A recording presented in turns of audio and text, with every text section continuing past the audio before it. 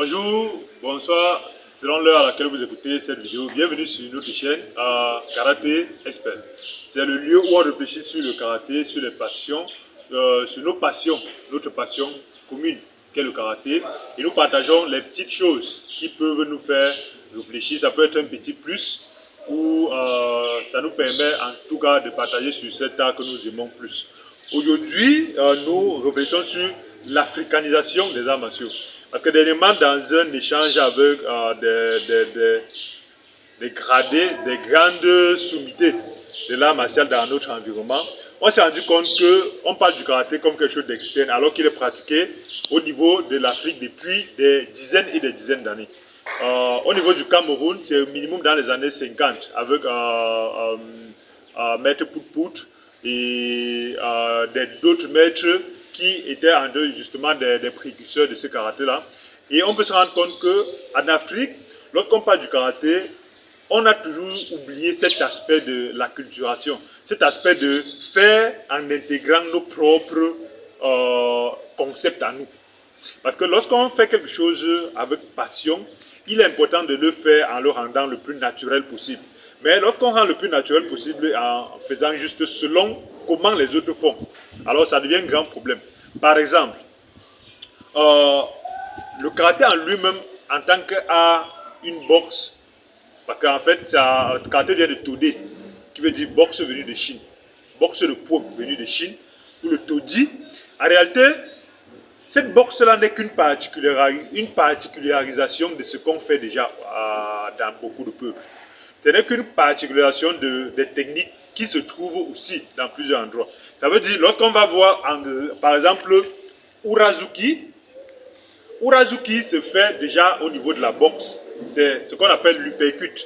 Et on peut se rendre compte que dans plusieurs arts, et particulièrement les plus anciens, il y a surtout cette technique-là.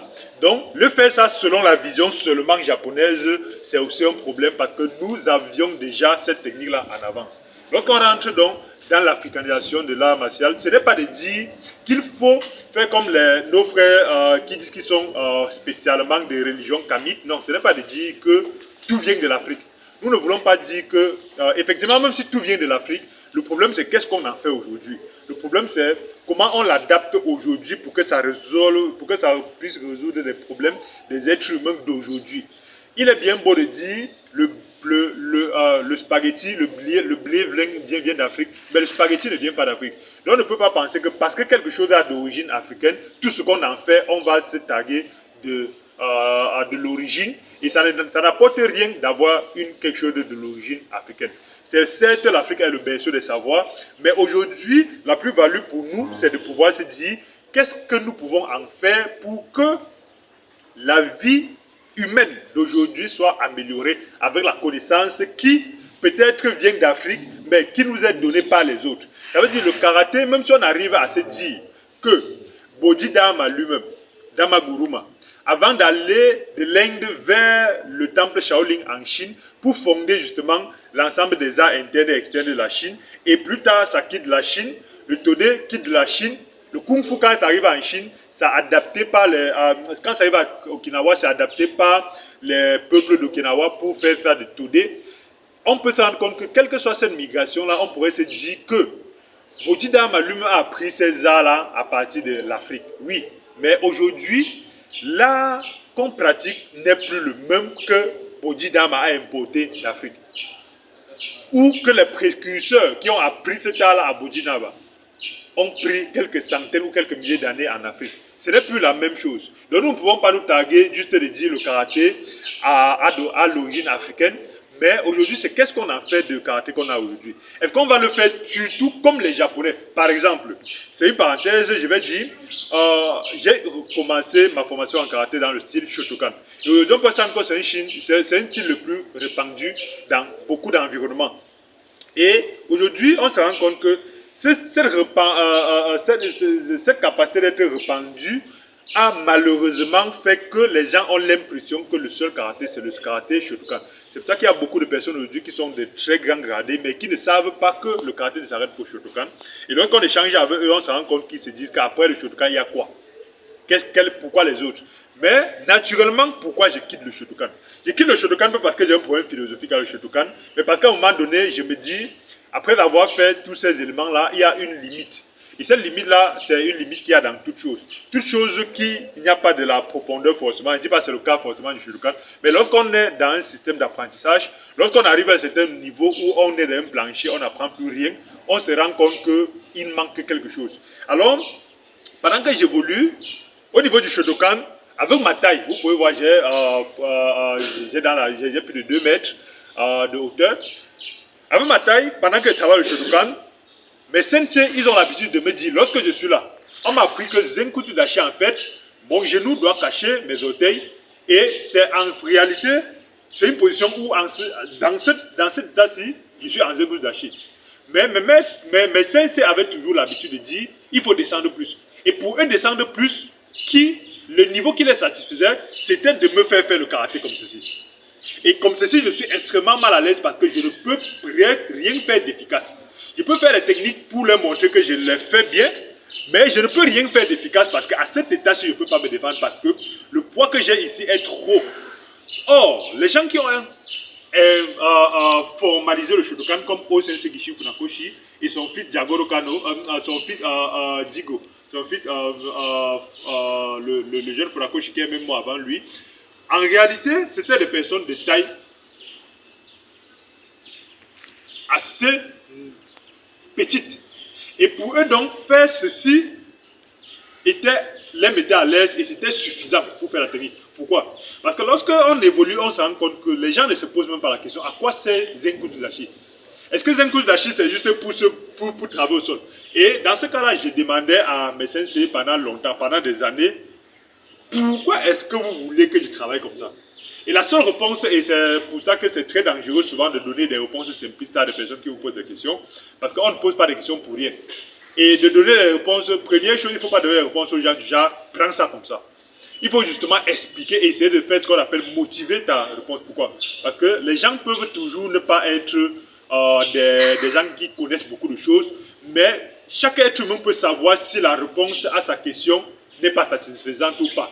On n'a pas besoin de dire que non, on doit être expert, parce qu'il y a ce type de karaté aussi, on dit que non, il faut que tu restes à ton niveau, tu te tais, tu attends le jour où tu seras grand, tu vas aussi répondre. Non. L'idée c'est de se dire, est-ce qu'en tant qu'enseignant, je fais mon travail de donner les réponses satisfaisantes ou pas? Et avec ce prisme-là, chaque fois que je demandais pourquoi je dois travailler comme ceci, on disait, fais-le, parce que c'est comme ça que ça doit être fait. Mais pendant des années, parce que je peux dire, c'est depuis les années 2001 que je fais du karaté, ça veut dire c'est au minimum 23 ans aujourd'hui que je fais du karaté, et en plus d'autres arts que j'ai fait, et je me rendais compte que là, plus on avance, plus on se rend compte que eux-mêmes qui travaillent comme ceci, plus ils vieillissent, parce que je vivais à mes maîtres, je vois avec d'autres maîtres, plus ils vieillissent, plus ils n'arrivent pas à faire ça. Parce que justement, leur genou devient des sources de problèmes avec eux. Donc naturellement, on se rend compte que eux-mêmes qui travaillent comme ça, plus ils avancent avec l'âge, ils n'arrivent plus à le faire, ils sont obligés de faire ça. Ils sont obligés de revenir au niveau normal. Et je me rends compte aussi qu'à partir d'Okinawa, je ne voyais pas des gradés ou des personnes qui, justement, enseignent le karaté de façon internationale, travaillent comme cela. Et même Kaze, même le maître Kaze, qui était un des très grands praticiens du Shotokan, qui a beaucoup fait des séminaires en Occident, même quand il travaille, il ne travaille pas justement ce qu'il travaille là. Alors, la dernière fois, ce qui m'a un peu choqué là-dedans, c'est quand je prends un 5e dan de la fédération, je cherche, je lui dis que vraiment, je n'arrive pas à voir la solution à mon problème. Pourquoi est-ce que je dois travailler comme ça? Parce que c'était un jeune et c'était un intellectuel, je me dis que lui au moins, s'il va nous donner une réponse, il dit que non, il faut faire comme ça parce que c'est comme ça que ça doit être fait. Et je me dis que, mais si des sensei ne peuvent pas répondre, des gradés qui ont fait des thèses pour avoir le 5e dan ne peuvent pas répondre, alors c'est vraiment problématique. C'est pour ça que je migre vers d'autres arts qui naturellement vont m'amener vers plusieurs autres arts. Aujourd'hui, je suis au Shitori. Et depuis quelques années, je suis au Shitori. Alors naturellement, je peux me rendre compte que lorsqu'on fait de l'importation de quelque chose sans adapter cela à son environnement, on fait comme du mimétisme. Et dans ce cas, l'africanisation des arts martiaux à mon niveau essayer de présenter certaines phases qui sont des phases qui peuvent rapidement être intégrées dans le système africain.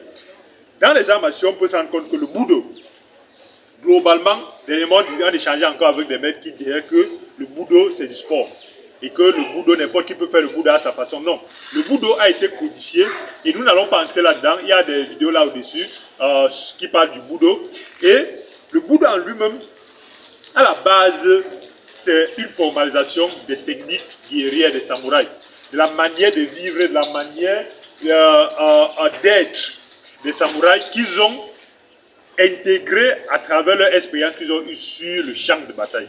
Et naturellement, on peut se rendre compte que lorsqu'on arrive au niveau de l'Asie ou du karaté en particulier, que ce soit le Japon, que ce soit Okinawa, il y a des choses qu'on peut rapidement calquer ce système-là et déposer en Afrique, parce que nous le faisions même sans le savoir. Ça veut dire, lorsqu'on entre dans cet aspect du Budo, qui me permet rapidement de parler de l'africanisation des arts martiaux, on se rend compte qu'il y a des bagarres long range, low range et close range. Ça veut dire, sur le champ de bataille, l'être humain a appris à se défendre à distance. Et quel que soit le peuple, les gens ont appris à se défendre à distance. C'est pourquoi, au niveau du Japon, et quand je dis Japon, je dis Okinawa compris, il y a donc une partie du karaté. Ce que j'appelle karaté, ce n'est pas ce que nous connaissons avec. Le karaté n'est qu'une finalité. Le karaté, c'est la fin du processus dont je parle. Alors, une partie du Budo, entre guillemets, cette voie guerrière là, une partie du Budo, parce que le karaté, c'est la troisième phase, la dernière phase du Budo. Alors, la première phase du Budo, c'est par exemple les arts de distance. Les arts de distance, parmi les arts de distance, je vais parler par exemple du Kyudo. Alors là, le Kyudo, c'est un art martial japonais qui travaille sur la capacité à mettre de l'énergie, de la technique, de la spécificité, de la spécialité, à tirer un arc, une flèche avec un arc dans la cible. Et on peut se rendre compte que sur le champ de bataille, donc, on commençait les guerres à distance. C'est ça, il y avait d'abord au niveau de la distance des flèches. Tous les peuples, on n'a pas besoin d'attendre le Japon pour voir cette partie du Budo qui aide à apprendre à se défendre à distance.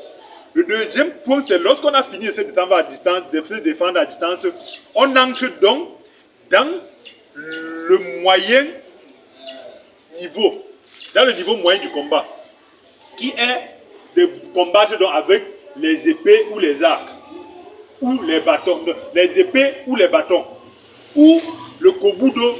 C'est dans cette phase qu'intervient le kobudo, qui en réalité est l'art martial d'Okinawa qui a été qui a eu des spécificités dont la spécificité est l'utilisation des outils de l'environnement. Ça veut dire quoi? Ça veut dire que les arts martiaux, quand ça quitte la Chine, quand ça arrive au niveau d'Okinawa, il y a plusieurs choses qui sont passées, mais profitant du fait que le clan Satsuna, un clan de samouraïs japonais qui ont annexé l'archipel des Ryukyu, dont la principale île c'est Okinawa, c'est un ensemble d'îles au sud du Japon, dont la plus grande c'est Okinawa. Quand ils ont annexé, ils ont donc interdit les armes. Quand ils interdisent les armes, parce qu'ils sont dans le deuxième niveau du Budo, eux, ils ont donc passé des centaines d'années à se spécialiser avec les armes et surtout avec le katana, qui est cette épée des samouraïs là. Et naturellement, donc, quand ils arrivent, ils interdisent cela. Les gens d'Okinawa ont donc fait ce qu'en Afrique on doit faire. Ils ont adapté le todé pour que ça soit utilisé avec les armes qu'ils avaient. Or, c'était des pêcheurs, ils ont fait le todé avec des pagaies. Ils ont appris à se battre avec les pagaies. C'était des gens qui cultivaient le riz. Ils ont commencé à se battre avec aussi des éléments qui permettent de couper le riz en fait. C'était des gens qui marchaient à le bâton, ils ont commencé à se battre à le bâton. Donc on a besoin justement d'attendre un autre peuple pour venir nous apprendre comment adapter un art martial dans notre environnement. C'est ce que les autres ont fait. Malheureusement en Afrique, on fait particulièrement comme les autres font sans particulariser. Ça veut dire quoi? Ça veut dire en Afrique, les Africains n'auraient pas pu apprendre à utiliser le todé avec les outils à grêle. Pourquoi? Parce qu'ils voulaient faire, ils devaient oublier leur manière de faire et faire exactement comme on fait en Chine. Alors qu'ils ne sont pas en Chine. Et quand ils faisaient exactement comme on fait en Chine, ça ne pouvait pas leur permettre de combattre le clan Satsuna ou les samouraïs. Ça veut dire les gens d'Okinawa ont bien pu adapter l'art martial chinois qui ne se fait pas avec les outils de l'environnement. Ils ont adapté ça à l'environnement et c'est devenu un autre art martial. Et on s'en compte plus tard, dans les années 1923, lorsque Gishi Funakoshi et d'autres partent vulgariser le Tode Kempo au niveau du Japon, les Japonais eux-mêmes ont adapté encore le Tode pour japoniser. C'est ça que vous allez voir, les aspects japonais sont trop forts. Les barrages japonais trop forts, les frappes trop fortes, et ainsi de suite.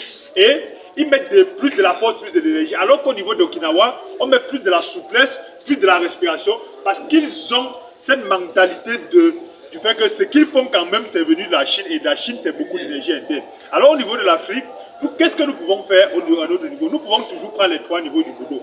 Le niveau de le long range, le middle range et le close range. Par exemple, dans notre cas, qu'est-ce que ça peut donner? Je vais prendre l'exemple.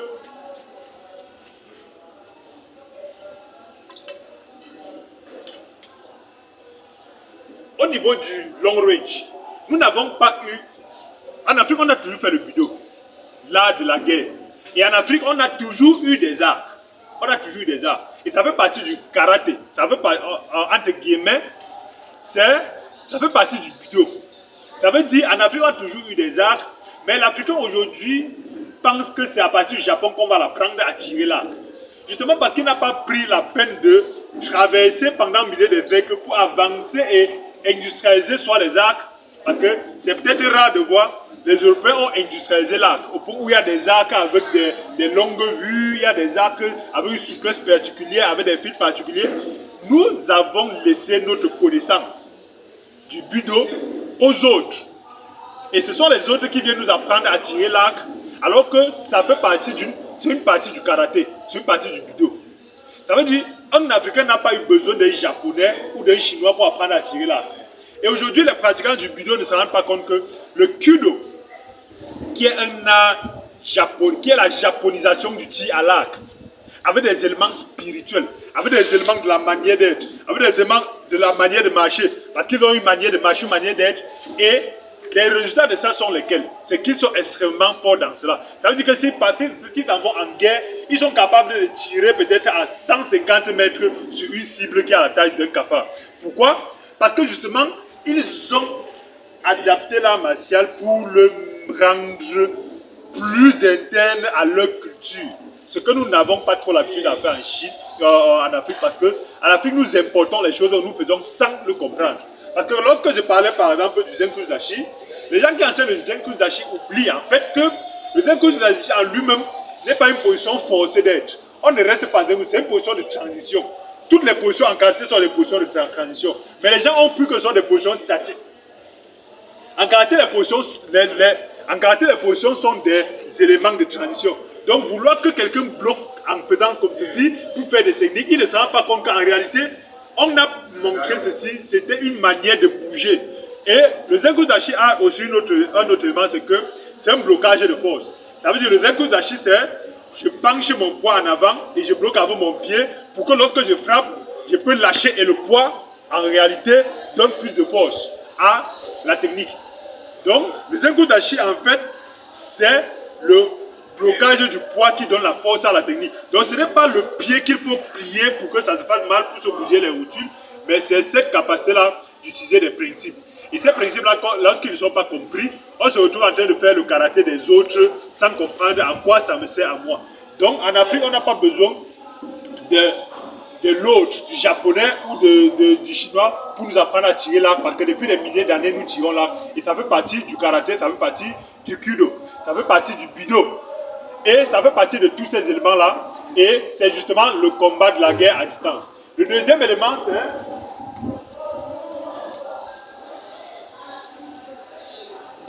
c'est le beau. Le beau. Le beau, c'est lorsque j'ai déjà combattu l'ennemi à 100 mètres de lui, je lui ai tiré des flèches et je vais aller pour continuer la bataille. Lorsque je vais continuer la bataille, j'avance donc avec des éléments de mon environnement qui me permettent de combattre proche de moi. Et en Afrique, on n'a pas eu besoin d'attendre le Japon pour pouvoir se défendre dans les bâtons. Dans le domaine en Afrique centrale, en Afrique centrale et en Afrique orientale, le combat des lions se fait principalement avec des bâtons. On tue des lions avec des bâtons. On l'a fait pendant des milliers d'années. On tue des lions avec des flèches. On l'a fait pendant des milliers d'années. C'est ça le judo. Et on tue donc le lion. On ne tue pas le lion à grande distance, mais à distance proche. C'est donc très important de dire que pour faire le Bojutsu ou le Kobudo, on n'a pas besoin de devenir un japonais, de se particulariser comme un japonais et d'avoir la mentalité du japonais. Mais on doit se dire, c'est une partie du budo, mais c'est une partie du budo que nous avons fait et on doit adapter cela à notre environnement. Sinon, on va se retrouver en train de faire les katas du Bojutsu, on va le faire comme les japonais, avec les noms des japonais, on va être fiers de le faire, mais on va se rendre compte que moi, à quoi ça me sert par rapport à ma culture. Donc c'est très important de dire, ça c'est un bâton de Bo, il y a aussi le kama, il y a aussi beaucoup d'autres éléments qui sont des éléments utilisés naturellement en Afrique pendant longtemps et que nous n'avons pas besoin d'attendre les autres pour vouloir nous apprendre cela. Et en fond donc, lorsqu'on a combattu à 100 mètres, et on a combattu à 5 mètres de distance, à 100 mètres de distance avec le kudo, avec l'arc, on arrive à 5 mètres, on combat avec soit les épées, soit les bâtons, soit autre chose. C'est toujours une partie du karaté.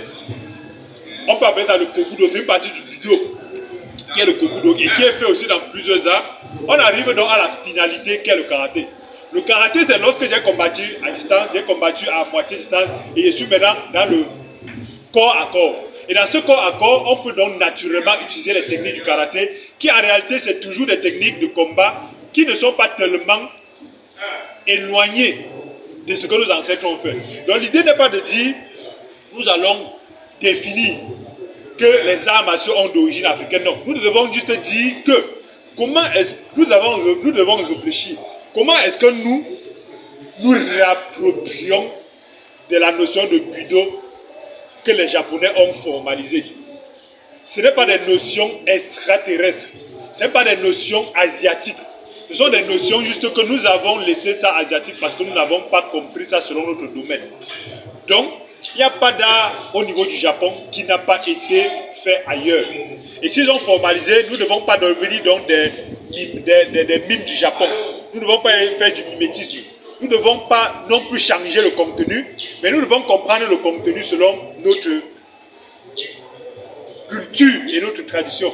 Donc l'idée n'est pas de dire qu'on change le karaté, parce qu'aujourd'hui il y a une profusion de nouveaux arts martiaux africains. Je ne donne pas une opinion là-dessus, mais je dis, l'idée n'est pas de changer le karaté en quelque chose d'africain, changer le judo en quelque chose d'africain, non. Parce que le judo même, en réalité, c'est du corps à corps qui est fait au Sénégal depuis des milliers d'années. Justement, l'idée n'est pas de changer ces éléments-là, parce que ce soit le karaté, le judo, l'aïkido, tous ces éléments-là sont venus justement du budo des samouraïs. C'est lorsqu'on a interdit les samouraïs que chaque clan de samouraïs est allé donc se spécialiser avec cette technique-là et on a fracturé. Parce qu'avant, le samouraï connaissait justement le combat à distance. Un samouraï en même temps connaissait le combat à distance, il connaissait le kudo, il connaissait le combat à rapprocher, l'ensemble de ce qu'il y a dans le kobudo, et il connaissait donc le combat corps à corps, ce qu'il y a dans le karaté. Donc un samouraï connaissait ces trois éléments-là. Aujourd'hui, en Afrique, nous devons dire, nous aussi nous avons toujours fait ces trois éléments-là, et nous devons comprendre les dos que nous faisons, que ce soit le judo selon notre compréhension africaine. Nous allons comprendre le karaté do selon notre compréhension africaine. Et c'est très important de faire cela. Pourquoi? Parce que ça va aider ceux qui viennent derrière nous de pouvoir naturellement être les meilleurs praticiens du karaté. Parce que lorsque tu pratiques le karaté en sachant que ce n'est pas quelque chose venu d'ailleurs, mais c'est quelque chose que vous avez toujours fait, tu peux mieux le faire. Et je vais dire merci surtout à ceux qui nous enseignent le karaté traditionnel, qui nous montrent justement des principes qui sont des principes que nous faisons toujours jusqu'à maintenant. Merci d'avoir écouté cette vidéo et à la prochaine.